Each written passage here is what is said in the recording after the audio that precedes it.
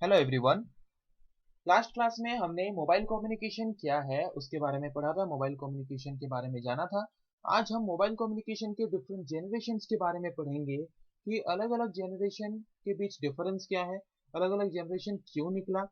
Okay, तो चलिए शुरू करते हैं। यहाँ पे आप देख सकते हो एक इमेज आपके स्क्रीन में अवेलेबल है। यहाँ पे देख सकते हो 1980 में जब मोबाइल फोन्स निकले थे तो उसमें हम यूज करते थे फर्स्ट जनरेशन या फिर 1G सर्विस। आजकल 2010 के बाद जो मोबाइल कम्युनिकेशन या फिर सर्विस निकला उसको हम बोलते हैं 4G, fourth generation of mobile communication use करते हैं। ओके, तो तब का मोबाइल फोन्स आज का मोबाइल फोन के बीच आप डिफरेंस खुद ही जान सकते हो।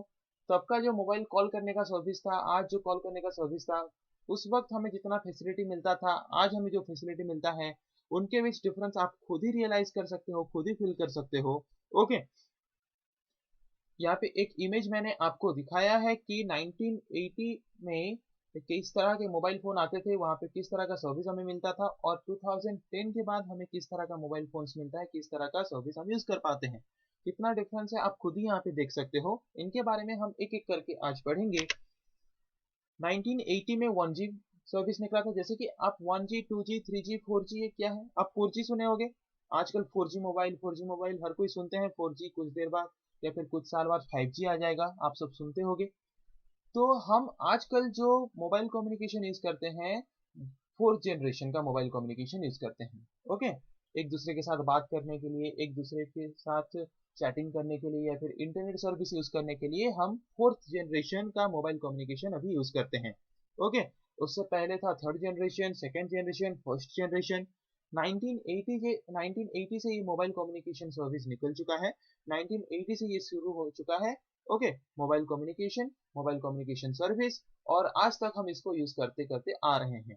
तो 1G में ऐसा क्या फैसिलिटी था, 1G के कंपैरिजन में आज तक हमारा क्या चेंजेस हो चुका है, इन सब के बारे में एक एक करके हम जानेंगे कि 1G में क्या क्या फैसिलिटी था, 2G में क्या क्या फैसिलिटी था, 1G के कंपैरिजन में 2G में एक्स्ट्रा क्या फैसिलिटी हमें मिला, 2G में क्या क्या फैसिलिटी था उसके कंपैरिजन में हमें 3G में क्या क्या एक्स्ट्रा फैसिलिटी मिला, 3G में क्या क्या फैसिलिटी था उसके कंपैरिजन में 4G में हमें क्या क्या एक्स्ट्रा फैसिलिटी मिल रहा है, और 4G में क्या क्या फैसिलिटी है जिसके कंपैरिजन में हमें 5G में हमें एक्स्ट्रा क्या क्या फैसिलिटी मिलने वाला है।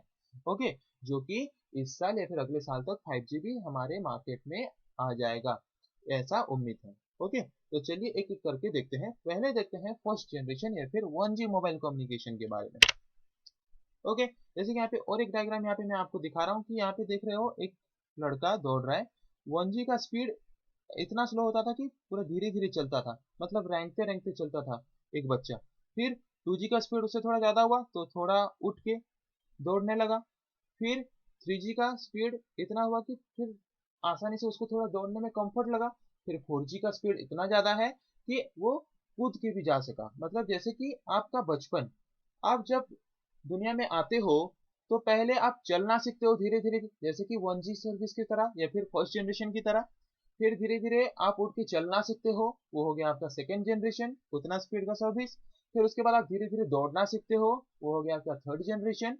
फिर आप दौड़ के कूद के भागना सीखते हो, वो हो गया आपका फोर्थ जनरेशन। ऐसे ही हमारा मोबाइल सर्विस भी है। 1G में हमारा जो सर्विस मिलता था हमें बहुत ही स्लो प्रोसेस का मिलता था। फिर 2G में उससे थोड़ा फास्टर स्पीड मिला। फिर 3G में उससे और थोड़ा फास्टर स्पीड का सर्विस मिला। 4G में उससे और थोड़ा फास्टर सर्विस मिला। और 5G में और उससे और भी ज्यादा फास्टर स्पीड का सर्विस हमें मिलने वाला है। ओके, तो यहाँ पे जो हम अलग अलग जनरेशन निकाल रहे हैं मोबाइल कम्युनिकेशन का, सिर्फ एक ही मोटिव है, सिर्फ एक ही इंटेंशन है कि हमें ज्यादा से ज्यादा सर्विस मिल सके, वो भी कम वक्त में या फिर कम टाइम में। ओके, पहले देखते हैं फर्स्ट जनरेशन या फिर 1G मोबाइल कम्युनिकेशन के बारे में। तो 1G मोबाइल नेटवर्क यूज करता था analog signal. Analog signal use करता था। हम दो तरह का सिग्नल या फिर दो फॉर्म में हम डाटा को यूज करते हैं, एनालॉग और डिजिटल। जब फर्स्ट जनरेशन मोबाइल कम्युनिकेशन निकला, जब मोबाइल कम्युनिकेशन का पहला जनरेशन आया, तब यूज होता था एनालॉग सिग्नल, वॉइस डाटा को एक डिवाइस से और एक डिवाइस के पास ट्रांसमिट करने के लिए, या फिर सेंडर से रिसीवर के पास ट्रांसमिट करने के लिए।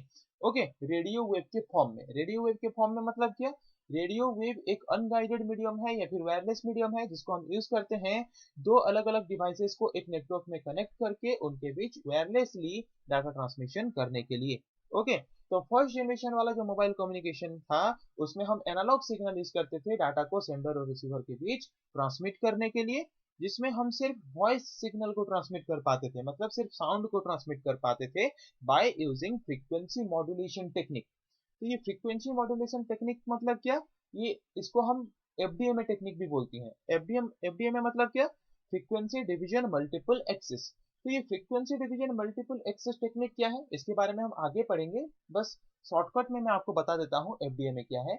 इसके नाम से ही आपको पता चल रहा होगा कि फ्रीक्वेंसी डिवीजन, एक पर्टिकुलर फ्रीक्वेंसी को ये क्या करता है, ये technique multiple number of frequency में डिवाइड कर देता है।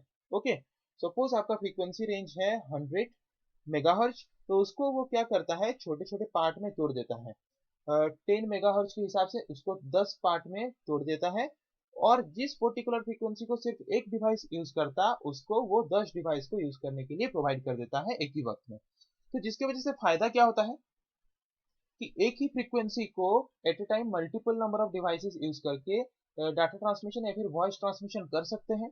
पर डिसएडवांटेज क्या है कि अगर आपको एक फ्रीक्वेंसी मिलता जिसको एक ही इंसान यूज करता, वो जितना फास्टर स्पीड से डाटा ट्रांसमिट कर सकता था, अगर आप उसको 10 ठो अलग अलग पार्ट में तोड़ दोगे तो उसका डाटा ट्रांसमिशन स्पीड क्या होगा, कम हो जाएगा। तो इसमें ये प्रॉब्लम था कि हम एफडीएमए टेक्निक यूज करके मल्टीपल नंबर ऑफ यूजर को at a time data transmission या फिर वॉइस सिग्नल ट्रांसमिशन के लिए फैसिलिटी तो प्रोवाइड करते थे, पर इसका प्रोसेसिंग स्पीड क्या होता था, स्लो होता था, जिसकी वजह से इसमें वॉइस क्वालिटी जो था बहुत ही खराब था। इतना लो क्वालिटी का वॉइस था कि अच्छे से हमें सुनाई तक नहीं देता था। ओके, तो वही लिखा है कि it uses FDMA technique. First generation में हम एफडीएमए टेक्निक यूज करते थे with channel capacity of 30 kilohertz, और इसका हर एक चैनल या फिर हर एक पाथ का कैपेसिटी कितना था, सिर्फ 30 किलोहर्ट्ज, जो कि बहुत ही कम फ्रीक्वेंसी रेंज है। इसको यूज करके अगर हम डाटा ट्रांसमिट करेंगे तो हमारा वॉइस क्लियर सुनाई ही नहीं देगा। पर ये जबकि फर्स्ट जनरेशन था तब लोगों को ये भी अच्छा लगता था क्योंकि उससे पहले ऐसा सर्विस कुछ था ही नहीं।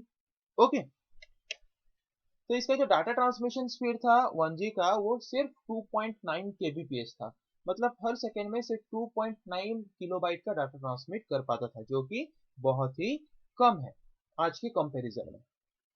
1G मोबाइल नेटवर्क जो था उस वक्त ऐसा कुछ इंस्ट्रूमेंट या फिर ऐसा कुछ टेक्निक निकला ही नहीं था जो कि एनालॉग सिग्नल को या फिर हमारे वॉइस सिग्नल को कन्वर्ट कर सके डिजिटल के फॉर्म में। तो उस वक्त हम एनालॉग सिग्नल को या फिर हमारे वॉइस सिग्नल को डिजिटल फॉर्म में कन्वर्ट नहीं कर पाते थे, इसीलिए उस वक्त हम एनालॉग के फॉर्म में या फिर वॉइस सिग्नल के फॉर्म में डाटा को ट्रांसमिट करते थे दो डिवाइसेस के बीच। ओके, उस वक्त हम ना ही इमेज, ना ही वीडियो, ना ही टेक्स्ट किसी के पास एक डिवाइस से दूसरे डिवाइस के पास भेज पाते थे। उस वक्त हम सिर्फ भेज पाते थे, सिर्फ क्या भेज पाते थे, वॉइस सिग्नल। ओके, साउंड, सिर्फ साउंड को एक डिवाइस से और एक डिवाइस के पास भेज पाते थे।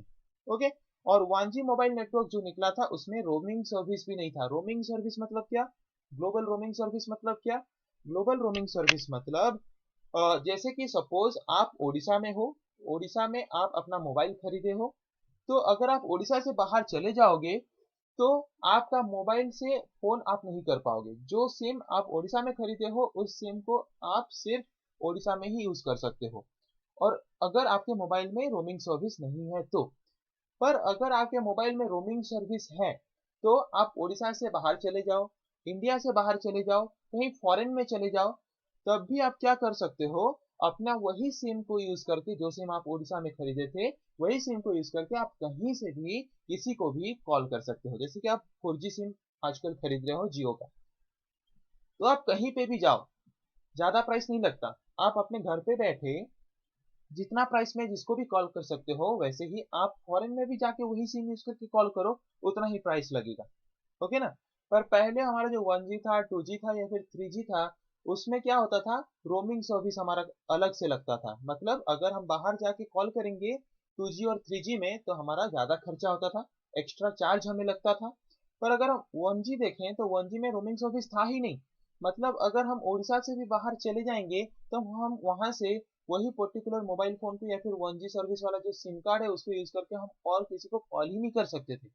ये सर्विस हमें नहीं मिलता था, पर अभी ये सर्विस हमें आसानी से मिल जाता है फोर्थ जनरेशन में। Okay, 1G mobile network provides low data transmission capacity and poor voice quality. 1G mobile network service में हमें जो डाटा ट्रांसमिशन कैपेसिटी या फिर डाटा ट्रांसमिशन स्पीड जो था वो कम था, बहुत ही कम था, और इसका जो वॉइस क्वालिटी था बहुत ही खराब था, बहुत ही पोर था। पर जबकि ये फर्स्ट टाइम निकला था फिर भी लोगों को ये ज्यादा अच्छा लगता था और इसका यूज भी बहुत ज्यादा होता था उस वक्त, क्योंकि उससे पहले ऐसा कुछ सर्विस निकला ही नहीं था। ओके, समझ आ गया कि फर्स्ट जनरेशन हमारा मोबाइल कम्युनिकेशन सर्विस का सबसे पहला सर्विस है जो कि एनालॉग सिग्नल के फॉर्म में डाटा को ट्रांसमिट करता था by using FDMA technique, frequency division multiple access technique. FDMA technique में क्या होता है, हम एक पर्टिकुलर फ्रीक्वेंसी को मल्टीपल नंबर ऑफ अलग अलग फ्रीक्वेंसी में डिवाइड कर देते हैं और at a time multiple number of user को कॉल करने का फैसिलिटी प्रोवाइड करते हैं। इसमें हम वॉइस सिर्फ वॉइस डाटा ट्रांसमिट कर पाते हैं, ऑडियो वीडियो या फिर इमेजेस टेक्स्ट ये सब चीज ट्रांसमिट करने का फैसिलिटी उस वक्त नहीं था first generation of mobile communication में। या फिर हमें रोमिंग सर्विस भी नहीं मिलता था। रोमिंग सर्विस मतलब क्या, अगर आप एक पर्टिकुलर एरिया में हो जहाँ पे आप मोबाइल खरीदे हो, सिम कार्ड खरीदे हो, उस एरिया से अगर आप बाहर चले जाते हो, मतलब अपने कवरेज एरिया से अगर आप निकल के बाहर चले जाते हो तो वहां से और आपका मोबाइल काम नहीं करेगा, वहां पे रह के आप अपने मोबाइल से किसी को कॉल नहीं कर सकते अगर आपके मोबाइल में रोमिंग सर्विस नहीं है तो।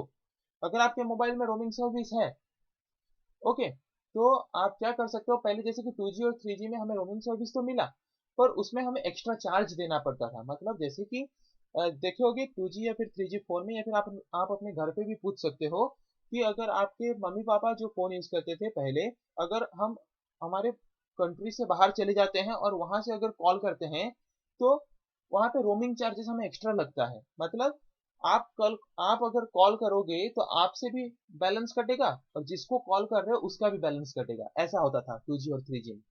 पर 4G में क्या हुआ कि 4G में रोमिंग का एक्स्ट्रा चार्ज नहीं लगता, जितना चार्ज आप अपने एरिया में रह के आपका जितना कॉल का चार्ज होता है, आप फॉरेन में भी चले जाओ और किसी को कॉल करो उतना ही चार्ज लगता है, कुछ एक्स्ट्रा चार्ज नहीं लगता।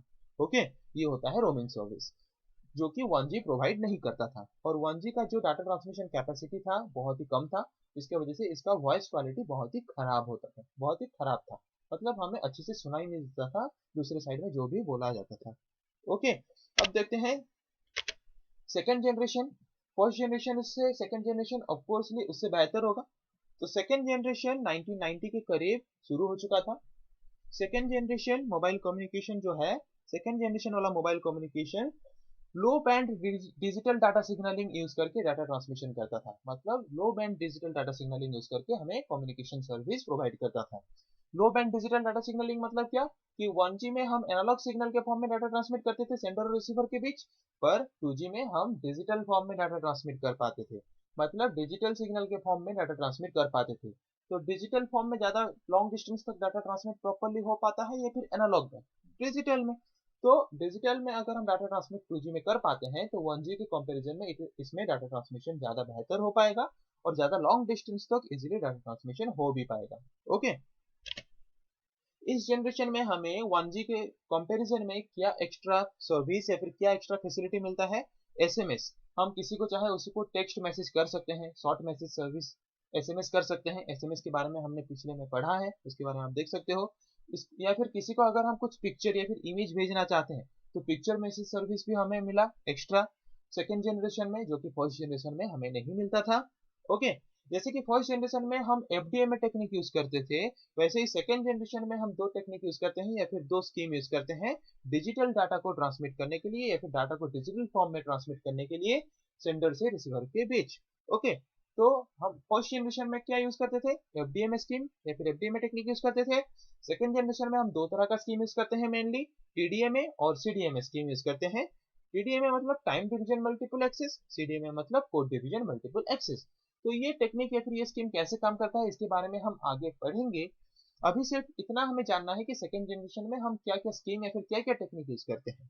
ओके, मोबाइल कम्युनिकेशन फैसिलिटी या फिर मोबाइल कम्युनिकेशन सर्विस यूजर्स को प्रोवाइड करने के लिए टीडीएमए और सीडीएमए टेक्निक यूज करते हैं। ओके, तो इसका जो फ्रीक्वेंसी बैंड होता है, मतलब ये कितना फ्रीक्वेंसी, कितना रेंज के अंदर फ्रीक्वेंसी को कैरी करके या फिर ट्रांसमिट कर सकता है डिवाइसेस के बीच, 850 से 1900 मेगाहर्ट्ज तक, जो कि 1G में कितना था, 1G में सिर्फ 30 किलोहर्ट्ज का कैपेसिटी था।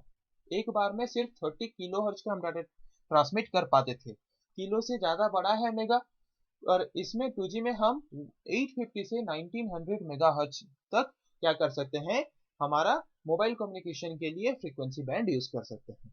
ओके, और सबसे पॉपुलर 2G वायरलेस टेक्नोलॉजी जो था उस वक्त जब 2G निकला, तो सबसे पॉपुलर 2G वायरलेस टेक्नोलॉजी था हमारा GSM, global system for mobile communication. आप देखे होंगे कोई भी 2G सिम, तो 2G सिम अगर आपके पास अब भी है, या फिर 2G सिम अगर आपके मम्मी पापा कोई यूज करते हैं अब भी, तो वहां पे आप देख सकते हो GSM लिखा होगा। ओके, मेनली दो तरह का 2G का सिम आता था, एक GSM और एक WLL। GSM सिम या फिर GSM टेक्नोलॉजी वाला जो सिम आता था वो TDMA स्कीम या फिर TDMA टेक्निक को बेस करके बनाया गया था। और जो WLL 2G सिम जो आता था या फिर WLL का जो 2G टेक्नोलॉजी हमें प्रोवाइड किया जाता था, वो CDMA को बेस करके बनाया जाता था या फिर CDMA स्कीम को बेस करके बनाया गया था। ओके, इसमें जो डाटा ट्रांसमिशन स्पीड है GSM का 171.2 kbps है, जो कि एज कम्पेयर टू 1G आप देख सकते हो 1G में कितना था, सिर्फ 2.9 kbps, पर उसके कंपैरिजन में इसका डाटा ट्रांसमिशन बहुत ही ज्यादा है, 171.2 kbps। ओके, तो 2G कम्युनिकेशन टेक्निक हम यूज करके वॉइस भी ट्रांसमिट कर सकते हैं, मतलब हम किसी के साथ हमारे आवाज, खुद के आवाज से बात भी कर सकते हैं, या फिर हम डाटा मतलब टेक्स्ट के फॉर्म में किसी के पास कुछ डाटा ट्रांसमिट कर सकते हैं, या फिर हम इसमें इंटरनेट सर्विस भी यूज कर पाते हैं। ओके, जो कि 1G में अवेलेबल नहीं था, पर 2G में हम इसमें इंटरनेट सर्विस भी क्या कर पाते थे, यूज कर पाते थे। ओके, मैंने बोला कि TDMA टेक्निक या फिर टेक्नोलॉजी यूज करके हम जो 2G वायरलेस सर्विस प्रोवाइड करते थे उसको हम बोलते हैं GSM, और CDMA टेक्नोलॉजी यूज करके हम जो 2G सर्विस प्रोवाइड करते हैं उसको हम बोलते हैं WLL। और दोनों में से अगर कोई ज्यादा बेहतर वॉइस क्वालिटी प्रोवाइड करता है तो वो है CDMA, पर CDMA का प्राइस भी ज्यादा होता है, इसलिए लोग इसको ज्यादा यूज नहीं करते, पर बड़े बड़े कंपनीज इसको ज्यादा यूज करते थे जब 2G निकला था। पर नॉर्मल यूजर्स या फिर नॉर्मल इंसान जो है वो ज्यादातर GSM सर्विस को यूज करते थे, क्योंकि वो एफोर्डेबल प्राइस में हमें मिल जाता था, मतलब जितना प्राइस हमारे चाहिए प्राइस में या फिर हम जितने प्राइस में उसको खरीद के यूज कर सकते हैं उतने प्राइस में हमें GSM सर्विस मिल जाता था, इसीलिए ज्यादातर यूज होता था GSM। ओके, पर बेहतर क्वालिटी का वॉइस क्वालिटी प्रोवाइड करता था कौन, CDMA। तो बेस्ड अपॉन द CDMA को बेस करके एक नया टेलीफोन टेक्नोलॉजी निकला 2G का, जिसको हम बोलते हैं क्या, WLL, वायरलेस इन लोकल लोक। तो दो तरह का टेक्नोलॉजी निकला, GSM और WLL। GSM हम यूज करते हैं TDMA स्कीम को यूज करके बनाया गया GSM, और CDMA टेक्नोलॉजी या फिर टेक्निक को यूज करके बनाया गया WLL, जिनको हम यूज करते थे 2G या फिर second generation of mobile communication वाला सर्विस प्रोवाइड करने के लिए। ओके, उसके बाद आया थर्ड जनरेशन। तो third generation of mobile communication market में आया लगभग 2000 के करीब, 2000 इन द ईयर 2000 के करीब हमारा मार्केट में आ गया थर्ड जनरेशन। ओके, तो जैसे कि हम फर्स्ट जनरेशन में FDMA टेक्निक यूज करते थे मोबाइल कम्युनिकेशन सर्विस प्रोवाइड करने के लिए, सेकेंड जनरेशन में हमने TDMA और CDMA का यूज किया, वैसे ही थर्ड जनरेशन में हम वैसे ही और कुछ वायरलेस टेक्नोलॉजी या फिर टेक्निक या फिर स्कीम यूज करते हैं, जो है CDMA 2000, एज, HSDPA, ऐसे कुछ टेक्नोलॉजी या फिर टेक्निक हम यूज करते हैं थर्ड जनरेशन में। इनके बारे में हम आगे पढ़ेंगे, इसका टेंशन मत लीजिए कि ये कैसा टेक्निक है, कैसा काम करता है। इस वक्त सिर्फ आप ये जानिए कि कौन कौन सा टेक्निक हम कौन सी जनरेशन में यूज करते हैं। ओके, तो third generation mobile communication system हमें मल्टीमीडिया सर्विस प्रोवाइड करता है। मल्टीमीडिया सर्विस प्रोवाइड करते हैं मतलब क्या, third generation of mobile communication में हम हमारा यूट्यूब जो वीडियो अभी देख पाते हैं वो थर्ड जनरेशन से आया, उससे पहले हम सेकंड जनरेशन में वो सब नहीं देख पाते थे। थर्ड जनरेशन से यूट्यूब हम देख पाते हैं, किसी के पास वीडियो अगर भेजना चाहते हैं वीडियो भेज पाते हैं। ओके, किसी से अगर कुछ वीडियो हमारे पास कोई भेजना चाहते हैं तो भेज सकता है, किसी से हम वीडियो कॉल में बात करना चाहते हैं वीडियो कॉल में बात कर सकते हैं। ये सब सर्विस या फिर ये सब फैसिलिटी थर्ड जनरेशन में हमें मिला, जो कि सेकंड जनरेशन तक हमें नहीं मिलता था। ओके, तो ये जो third generation of mobile communication है इसका ऑफिशियल नेम है IMT 2000। तो ये IMT 2000 की क्या है, ये IMT 2000 एक स्टैंडर्ड है या फिर एक गाइडलाइन है जो कि third generation of mobile communication के लिए प्रोवाइड किया गया है, किसके द्वारा, ITU के द्वारा। ITU क्या है, ITU का फुल फॉर्म है इंटरनेशनल टेलीकम्युनिकेशन यूनियन। ये एक इंटरनेशनल टेलीकम्युनिकेशन कंपनी है जो कि एक गाइडलाइन प्रोवाइड किया है किसको, third generation of mobile communication को, कि third generation of mobile communication में किस तरह का सर्विस होना चाहिए, उसमें कम्युनिकेशन कैसे होगा, लोगों को उसका सर्विस कैसे मिलेगा, कैसे उसको एक्सेस कर पाएंगे लोग, कैसे बेहतर सर्विस मिल पाएगा, उसके लिए जो गाइडलाइंस या फिर जो स्टैंडर्ड है, वो स्टैंडर्ड जिसमें स्टोर करके रखा गया है उसका ऑफिशियल नेम है क्या, IMT 2000। ये IMT 2000 में वो सारे गाइडलाइंस ऐड किए गए हैं कि एक 3G सर्विस में क्या क्या सर्विस यूजर को मिलेगा, कैसे बेटर फैसिलिटी यूजर को मिल पाएगा, वो सारा चीज IMT 2000 में लिखा गया है। ओके, तो IMT 2000 एक ऑफिशियल नेम है 3G के लिए, जो कि ITO International Telecommunication Union Organization ने प्रोवाइड किया है, ओके, 3G को। तो वो हमें क्या बताता है कि कैसे हमें बेहतर तरीके से टेलीकम्युनिकेशन सर्विस या फिर मोबाइल कम्युनिकेशन सर्विस मिल पाएगा।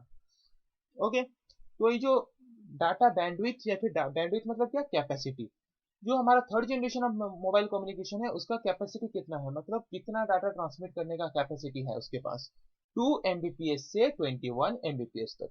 ओके, जैसे कि आप देख रहे होगे आपका नेट जो चलता है कितना kbps कितना mbps से नेट चलता है, कभी भी आप कुछ डाउनलोड करते हो तो बोलते हो ना कि इतना mbps से मेरा डाउनलोड हो रहा है, इतना MB पर सेकंड से मेरा मूवी डाउनलोड हो रहा है।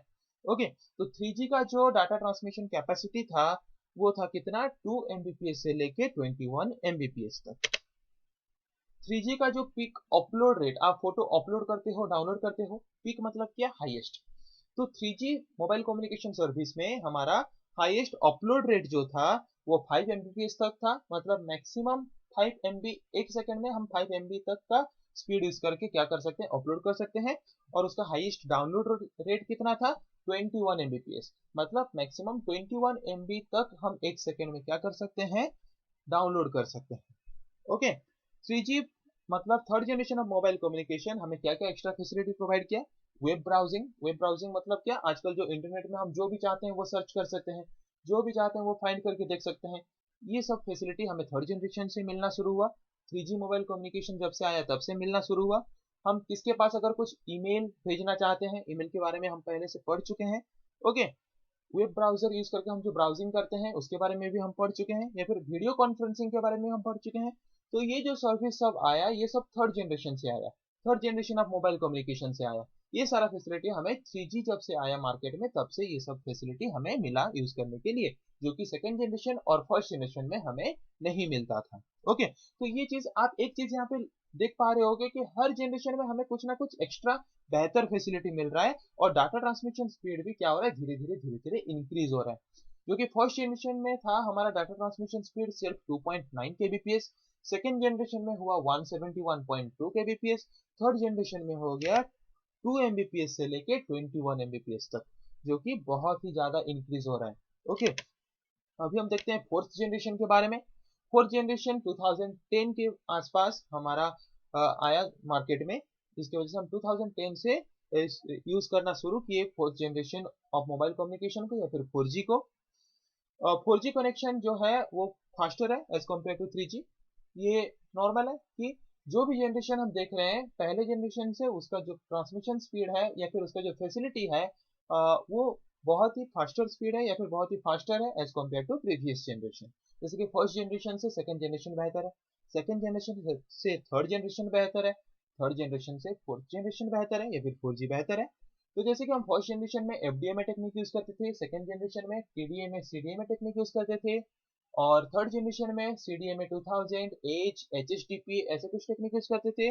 वैसे ही फोर्थ जनरेशन में हम LTE, आपके मोबाइल में आप देखते होंगे LTE VoLTE लिखा जाता है, LTE टेक्निक यूज करते हैं, LTE टेक्नोलॉजी यूज करते हैं, WiMAX वाईफाई ऐसे कुछ टेक्निक्स यूज करते हैं। ओके, इनके बारे में हम पढ़ेंगे, इन टेक्निक्स का काम क्या है, इन टेक्निक या फिर इन टेक्नोलॉजी को यूज करके हम कितने स्पीड में डाटा ट्रांसमिशन कर सकते हैं। ओके, बस इतना अभी जानना है कि क्या क्या टेक्नोलॉजी या फिर क्या क्या टेक्निक कौन सा जनरेशन यूज करता है। ओके, आप सब जानते हो कि फोर्थ जनरेशन में हम LTE यूज करते हैं, long term evolution. Okay, LTE या फिर VoLTE यूज करते हैं, जो कि हमें बहुत ही बेहतर फैसिलिटी प्रोवाइड करता है as compare to 3G 2G 1G। इसका जो डाटा बैंडविड्थ है या फिर डाटा ट्रांसमिशन कैपेसिटी है 4G का, वो 2 Mbps से लेके 1 Gbps तक है। हमारा जो डाटा ट्रांसमिशन कैपेसिटी 3G में कितना था, 2 Mbps से लेके 21 Mbps तक था सिर्फ, पर इसमें क्या है 1 Gbps तक है। 1 GB कितना होता है, 1024 MB तक होता है। ओके, समझ आ गया। तो इससे आप जान सकते हो कि जीबी और एमबी के बीच कितना डिफरेंस है। 1 GB अगर 1024 MB के साथ बराबर है, तो 3G में क्या था, 21 Mbps तक मैक्सिमम उसका डाटा ट्रांसमिशन कैपेसिटी था, पर इसमें कितना हो गया है 1 Gbps। ओके, मतलब आप अगर एमबी में इसको बोलो तो 2 Mbps से लेके 1024 Mbps तक उतना स्पीड में हम क्या कर सकते हैं, इसमें डाटा ट्रांसमिशन कर सकते हैं। ओके, तो 3G में हमारा जो हाईएस्ट अपलोड रेट कितना था, सिर्फ 5 Mbps था, पर 4G में वो कितना हो गया, अप टू 100 Mbps। हर सेकंड में हम 100 MB तक डाटा क्या कर सकते हैं, अपलोड कर सकते हैं। ओके, और डाउनलोड रेट कितना हो गया, डाउनलोड रेट हो गया हाईएस्ट 1 Gbps, मतलब हर एक सेकंड में हम 1024 MB तक डाटा, उतने स्पीड में डाटा को क्या कर सकते हैं, डाउनलोड कर सकते हैं। तो 4G हमें ज्यादा हाई क्वालिटी का सर्विस प्रोवाइड करता है, और हम जिस वक्त जहां चाहें, जिस वक्त में चाहें, कहीं भी हम हो, हमें इजीली क्या कर पाते हैं, हम 4G सर्विस को यूज करके जो भी करना चाहते हैं हमारे मोबाइल फोन में हम इजीली कर सकते हैं। ओके, फिर आने वाला है 2020 में, लगभग आने वाला था, तो ये एक साल में या फिर 2 साल में 5th जनरेशन या फिर 5th generation of mobile communication हमारे मार्केट में आ जाएगा, जिसको हम यूज कर पाएंगे हमारे डिवाइस में। ओके, तो 5th जनरेशन जो है, ये 5th जनरेशन मोबाइल कम्युनिकेशन जो है, ये IPv6 नेटवर्क यूज करता है। हम अब तक IPv4 यूज करते हैं, 4th जनरेशन अभी चल रहा है, हम अब तक IPv4 यूज कर रहे हैं। फिर जब 5th जनरेशन आ जाएगा, तब मोबाइल का यूजर्स जो हैं बहुत ज्यादा हो जाएंगे। जितना ज्यादा यूजर हो जाएंगे, उतना ज्यादा हमें यूनिक एड्रेस चाहिए, और IPv4 का उतना ज्यादा यूनिक एड्रेस नहीं है जितना ज्यादा यूजर हो चुके हैं। तो इसीलिए IPv6 निकल चुका है, मतलब आईपी एड्रेस का सिक्स वर्जन निकल चुका है, जिसमें क्या होता है, बहुत सारा यूनिक आईपी एड्रेस क्रिएट हो सकता है, बहुत सारे यूजर्स को हम यूनिक आईपी एड्रेस प्रोवाइड कर सकते हैं। आईपी एड्रेस के बारे में हमने पहले से ऑलरेडी पढ़ चुका है, आप वहां पे देख सकते हो अगर आप आईपी एड्रेस नहीं देखे हो तो। ओके, तो 5th जनरेशन का मोबाइल कम्युनिकेशन जो आएगा, ये IPv6 यूज करेगा सिर्फ। ओके, IPv4 का यूज और नहीं होगा। It is also called WWWW। अब तक 4th जनरेशन तक हम जो यूज करते हैं वो यूज करते हैं WWW, मतलब वर्ल्ड वाइड वेब। तो वर्ल्ड वाइड वेब क्या है वो भी हम पढ़ चुके हैं। वर्ल्ड वाइड वेब इंटरनेट का एक पार्ट है, या फिर इंटरनेट का एक सर्विस है, जो कि हमें इंटरनेट में जो भी सारे इंफॉर्मेशन हम देख पाते हैं, वो वर्ल्ड वाइड वेब सर्विस की वजह से देख पाते हैं। ओके, तो 5th जनरेशन में क्या होने वाला है, वायरलेस वर्ल्ड वाइड वेब होने वाला है। मतलब हम जो भी इंफॉर्मेशन हमारे डिवाइस में देख पाते हैं, वो सारा चीज हमारे पास जो पहुंचता है, वो सब चीज क्या होगा, 5th जनरेशन में वायरलेस हो जाएगा। मतलब कहीं पे भी कोई केबल या फिर कहीं पे भी वायर मीडियम यूज नहीं होगा, सारा चीज वायरलेस मीडियम के माध्यम से हमारे पास सारा इंफॉर्मेशन आके पहुंचेगा। ये टारगेट है 5th जनरेशन का, इसीलिए हम इसको WWWW भी बोलते हैं, वायरलेस वर्ल्ड वाइड वेब भी बोलते हैं। ओके, ये फ्यूचर जनरेशन है मोबाइल कम्युनिकेशन का, जो कि आएगा इस साल या फिर अगले साल तक आ जाएगा।